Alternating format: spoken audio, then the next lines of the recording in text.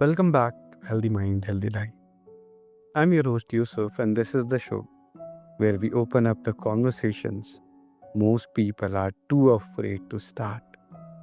The ones about being human in a world that often asks us not to be. Today's guest has lived through a side of this conversation many of us only see from a distance. Andrew McLean is a former news reporter and has served as a police constable with the Waterloo Regional Police Service for 18 years. He's worked as a detective on major investigation, served as an acting sergeant, and trained new recruits. In 2021, after years of frontline work, Andrew was diagnosed with PTSD and has been on leave since then. He used this time to write a book about this experience and to advocate for emergency service mental health awareness. And today, we're talking about the human cost of carrying other people's worst days and what it takes to come back from that. Andrew, thank you for being here. I know this is not an easy conversation, and I'm grateful you have made space for it. Well, I appreciate it, and I thank you for the forum to be able to have this conversation. It's sometimes not easy, but at the same time, I think it's a conversation worth having, definitely for a lot of people. Mm. So, before we get into the harder parts, I want to start with you as a person.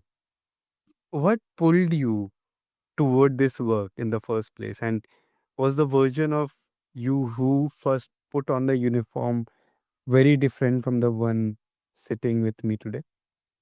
Yes, and yes. I would say that what drew me into policing is it's actually very common. Amongst most people who get drawn into emergency services, they have a need to help, and they just want to help fellow man. They want to help people in the worst times of their lives and victims and that sort of thing, but they also want to catch bad guys and keep society safe. So I think it's a call to service, and some of us that's really the reason to do it. It's to help.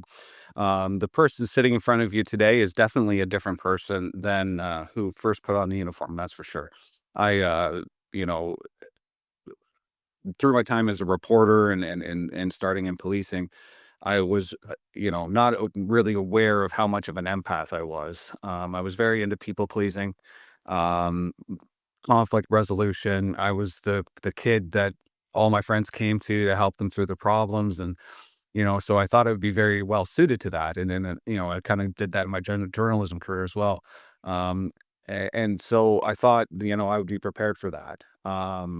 However, right from the first day that I started on the road with my own coach officer, I very quickly realized what lurks underneath everyone's sort of pleasured existence.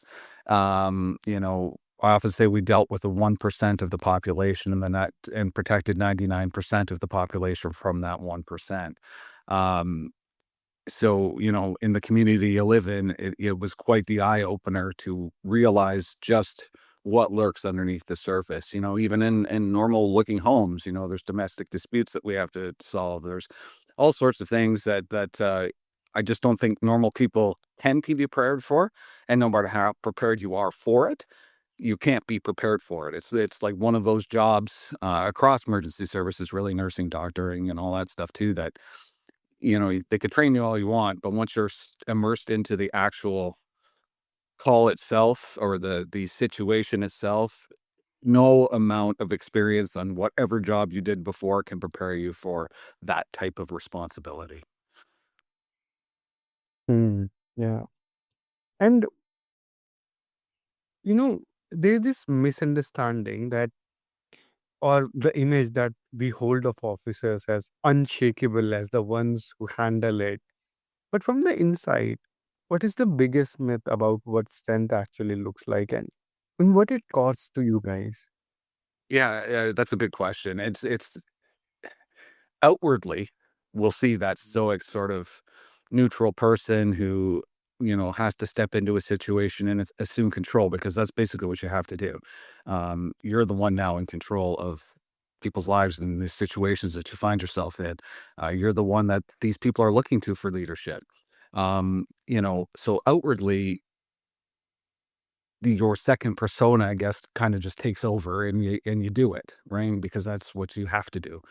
Inwardly, you don't really think about the gravity or the danger of the situation sometimes, or the sheer heartbreak of the situation until after, because the mask comes off. So like, I almost look at it like you have two personalities. Like there's cop Andy, and then there was human Andy, and then human Andy would take over. And um, when you're private or you're alone, you have time to reflect on what you just did and what just happened and what could have happened, and you kind of leave a piece of yourself at every call. Now, it's the calls where human Andy and cop Andy have to overlap. So when you're giving people really bad news, like a loved one just died in a car accident, or was just murdered, or committed suicide or something like that, human Andy also has to take over. You got to be the one giving them a hug. You have to be the one to kind of guide them through the grief, and in the immediate aftermath of finding out news like that, because you never know how someone's going to respond, right? And sometimes Yeah. people respond very, very emotionally, and you have to be the one contained, and to let them vent, let them talk, let them do whatever it is they got to do, but be that pillar of strength for them as well, so that they're allowed to be weak. And that, those are the calls that mostly take a toll on people who care. And because you can't help but to put yourself in their situation, and because if you don't, you really can't deliver the news or be as supportive as you need to be, especially in situations that are delicate like that. And the public image of strength is one thing, but the human reality of it is something we almost never get to hear about. That's very true. And like, I think, the average person would have an interaction with, say, a police officer like me. I pull them over on the side of the road, maybe give them a speeding ticket or something like that, but that's like less than 1% of the job. I mean, for me anyway, you've sworn to uphold the law, but also protect the public. So a lot of what we do, doesn't make the news, and stuff that affects us doesn't really make the news. So people don't really think about the human toll that you take, like when you're giving a death notification, for instance, and you're telling a wife with young children that their husband was killed in a construction accident or a car accident or something like that. Um, that's obviously not going to make the news. But those are the ones that carry the heaviest, because, I can tell you from experience, every time you drive by that house, you look around, you see if those kids are okay or how they're managing, and you wonder what, what I could have done differently or how I can help these people. And then when you add that times 100, times 1,000, you know, um, over the course of your career, you can't help but to be reminded of true human suffering no matter where you go. And, that's, people think of well, we must see a whole bunch of things. Well, yeah, we do. We do. And I'm not discounting that. It's just your need to help almost becomes so overwhelming, but you start to realize that you can't really help everybody, right? You can only help those who want help, but at the same time, like, you can't help that wife who lost her husband. There's nothing you can do about it. And as problem fixers, it's a very hard pill for us to swallow. And it's not a selfish thing. It's more just an empathy thing. Like, I couldn't imagine being given the same news, you know what I mean? And Mhm. having to carry on. So you carry that pain to the next call, to the next Yeah. call.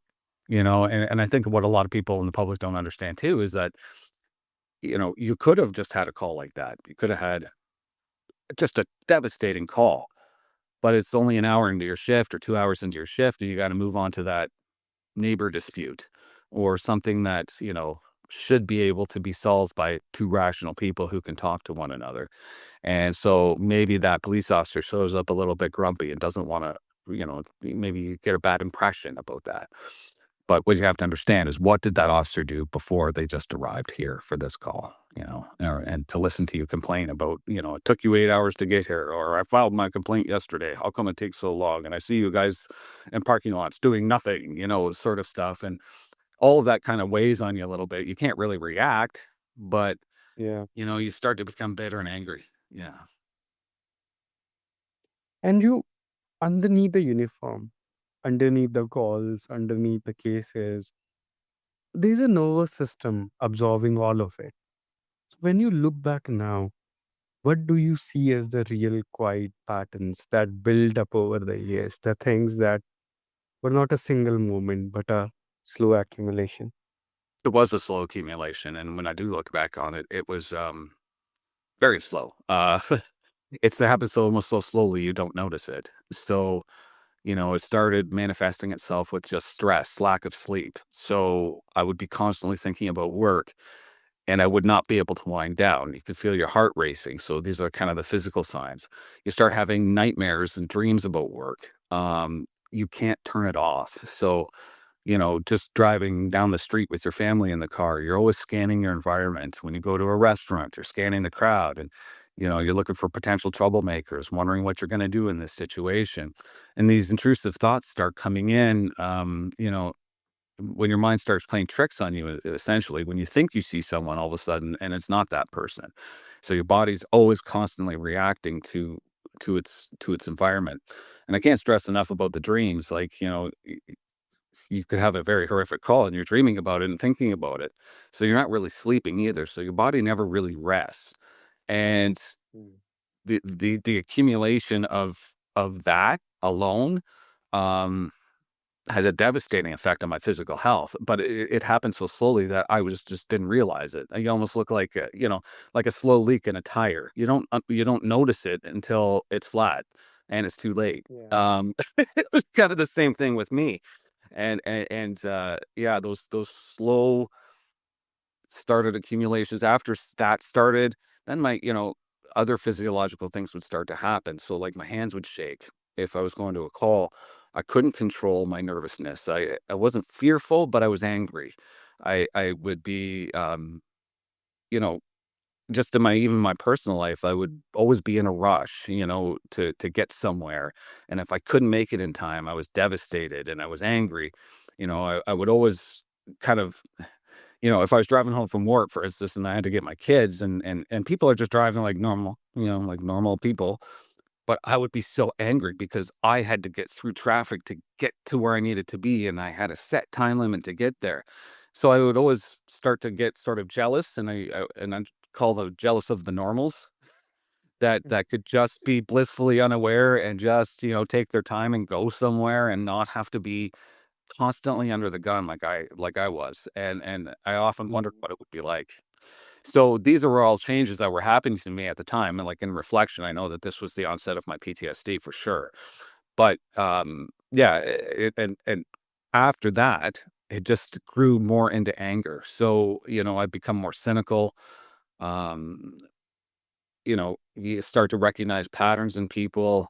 You start to not really care anymore. You kind of go numb because as an empath, you absorb everything. So your body starts to shut down essentially because your body's telling you like, and your brain's saying, I can't take it anymore. Like your brain fog, can't think clearly.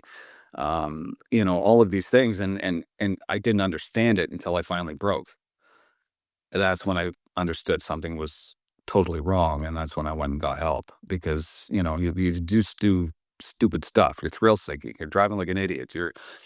You know, and for some people that I talk to, sex, drugs, alcohol, all of that stuff to just feel something because you're just basically dead inside. So it really comes on over years, I would say.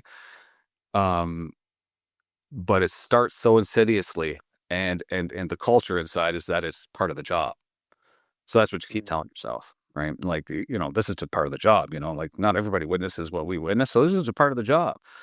And Yeah. that's the culture inside of it as well. It's like, oh, that's just the part of the job. You suck it up and you move on, right? And you don't want to report that you're feeling weird because what's that going to do to your career as well? So, a lot of guys are out there suffering in silence because they don't realize what's happening to them, which is kind of the purpose of what I'm doing. You know, take it from me. Uh, You know, so much of what we call burnout or breakdown is not sudden. It is the body finally putting down something it has been quietly holding for a very, very long time. Yeah. And that's why it was important before when I kind of alluded to I was the friend that all my friends came to. So before policing, like I grew up that way. So I was an only child. If my parents fought, I would be the peacemaker. I'd have to settle all of these disputes. And, if my cousins or my friends who had brothers were fighting, I couldn't stand it. The one thing I've come to realize is I don't like conflict, ironically. I hate it. So I need to solve it before I can be happy. And that's kind of how I grew up, and that was my mentality growing up. So I couldn't really be happy until everyone else was. So going into policing, was the natural step. You want to help everybody. But at the same time, when you have that kind of people pleasing sort of personality, which is necessary, but at the same time, it's also it's very much a curse because you're trying to live up to an impossible standard. And, when you start seeing that all this work you're putting in really doesn't really do anything, or you're just running around putting bandages on people and you're not really solving people's problems like what you had signed up for, and you're getting yelled at the whole time and being called things you're not and all this other stuff. Um, yeah, you just start to lose focus and you just and it turns into bitterness and anger. That's really how it manifests itself, honestly. It's not You're not blowing up at people, you just don't care anymore. You're numb. Like you just walk around like a zombie, your eyes have the 1,000-yard gaze. People often talk about that with PTSD where guys just zone out and you're just looking off into the distance at nothing and you're like, "You okay, bud?" That's what happens because you're just living your thoughts. You're living your past experience. So, um, yeah, it's kind of, you know, it's hard because in order to do the job properly, you kind of need that personality, but that personality will ultimately be your downfall in your career because it's just an impossible standard to live up to. Yeah. And you, for people who want to connect with you or want to learn more about your work, where can they do that? They can look up my Instagram page. It's Beaten Black and Blue Book. You'll see a smiley picture of me in front of a sunset. That's my main social media page. I'm also have a web page that you can connect to on my Instagram page, which leads you to the book. The book is available on Amazon, on all platforms around the world. So whatever country you're in, just log on to Amazon, type in Beaten Black and Blue or my name, Andrew McLean, and it'll come up. Um, and yeah, I mean, that's basically how you can get connected to me. And if you want to reach out, the best way is through Instagram Messenger. I do check that regularly. I have a lot of people that reach out, and I try to get back to everybody as well. Like it the start of this journey was more of a like self-healing thing, I thought. But, the amount of people that have clung on to this movement and have reached out to me really shows the need for this to be highlighted. And, again, I thank you for the forum to be able to do that. You're most welcome. And to everyone listening, all these links are in the show notes, so you can just go and check those out. Andrew, any last message that you want to leave us with? Yeah, I would say that, you know, the one part of my book that was very hard to write was about my suicide attempt while I was on the job. And if there's one thing that I can impart on people right now is that the world is a much better place with you in it than with you out of it. It does get better, but it's work. But let's take this journey together, let's rock this and realize your true potential of what you can be. Sometimes you got to start over again. Realize, discover yourself, find out what makes you happy, and screw the rest of them, honestly. Concentrate on yourself. You don't have to feel guilty by concentrating on yourself. Mm. Andrew, thank you for the courage and clarity you brought into this conversation. Thank you so much. I appreciate you having me, man. Like, this is a great conversation.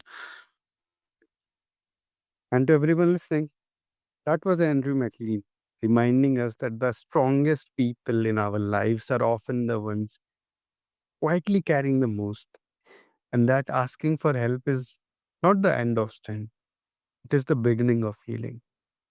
If anything in this conversation reached a part of you that you usually try to keep quiet, please don't carry it alone tonight. Reach out to a friend, a family member, to a trained listener at a local helpline. You matter, and your story is not finished. This has been Healthy Mind, Healthy Life. Take care of your mind, take care of your heart, and please take care of each other. I'll see you in the next one.